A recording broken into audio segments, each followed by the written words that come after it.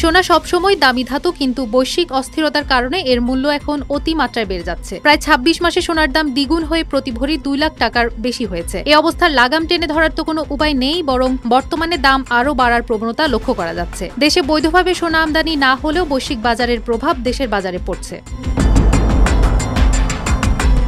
বর্তমানে বিশ্ববাজারে প্রতি আউন্স সোনার দাম $৪,০০০ কাছাকাছি, যা ইতিহাসের সর্বোচ্চ পর্যায়ে। গোল্ডম্যান স্যাক্সের পূর্বাভাস অনুযায়ী ২০২৬ সালের ডিসেম্বরে এর দাম $৪,৯০০ পৌঁছাতে পারে। দেশের জুয়েলার্স ব্যবসায়ীরা বলছেন, সমাজের উঁচু শ্রেণীর মানুষেরা কেনা অব্যাহত রাখলেও সাধারণ ক্রেতাদের ক্রয় ক্ষমতার বাইরে চলে যাওয়ায় ছোট ও মাঝারি দোকানগুলো ব্যবসায় চাপের মুখে পড়েছে। টানা মূল্যবৃদ্ধিতে বড় প্রতিষ্ঠানগুলো কিছুদিন ভালো বিক্রয় দেখলেও পরে ক্রেতা শূন্য হয়ে যায়।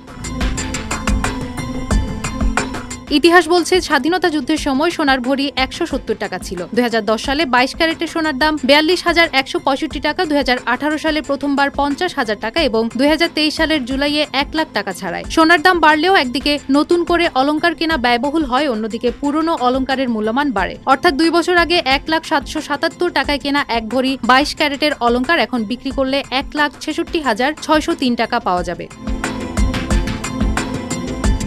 বিশ্ববাজারে অর্থনৈতিক অনিশ্চয়তা, কেন্দ্রীয় ব্যাংকের ক্রয় এবং নীতি সুদ হার হ্রাসের আশঙ্কা সোনার দাম বাড়াচ্ছে। দেশে প্রতি ভরির দাম বিশ্ববাজারের তুলনায় কয়েক হাজার টাকা বেশি থাকে। জুয়েলার্স সমিতির নেতারা বলছেন, দাম যতই বাড়ুক ধনিক শ্রেণী কেনা চালাবে, আর তুলনামূলক কম খরচে ১৮ ক্যারেটের অলংকারের চাহিদা বাড়তে পারে। তারা আরও বলেন, সোনা যেভাবে দ্রুত দামি হচ্ছে তাতে বিনিয়োগের জন্য আকর্ষণীয় হয়ে উঠছে ধাতুটি, যদিও বিনিয়োগের সুযোগ নেই বললেই চলে। বেসরকারি তফসিলি ব্যাংকের মাধ্যমে সোনা বেচা বিক্রির সুবিধা যদি কেন্দ্রীয় ব্যাংক চালু করে, তাহলে সাধারণ মানুষ উপকৃত হবে।